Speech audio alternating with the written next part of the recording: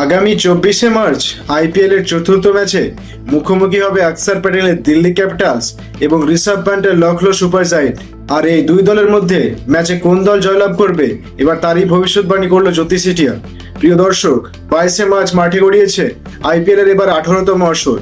আর এবারের আসরের প্রত্যেকটা দল শক্তিশালীভাবে নিজেদের দল গঠন করে শিরোপা জয়ের লক্ষ্যে মাঠে নামছে। আইপিএল এর চতুর্থ ম্যাচে মাঠে নামবে দিল্লি ক্যাপিটালস আর অন্যদিকে লখনৌ সুপার জায়েন্ট। যেহেতু বলা যাচ্ছে এই দুই দলের মধ্যে একটি হাড্ডাহাড্ডি লড়াই হবে, কেউ কাউকে ছাড় দিয়ে কথা বলবে না।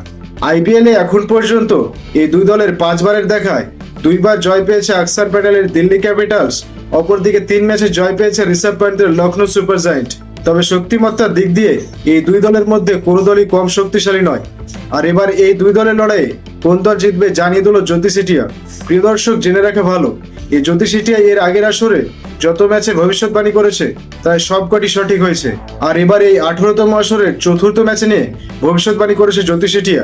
জ্যোতি সেঠিয়ার ভবিষ্যৎবাণী হতে জানা যায় এই ম্যাচে ঋষভ পান্টের লখনৌ সুপার জায়েন্ট জিততে চলেছে। প্রিয় দর্শক, আইপিএল এর চতুর্থ ম্যাচে কোন দল জিতবে আপনি মনে করছেন তা অবশ্যই কমেন্ট করে জানাবেন।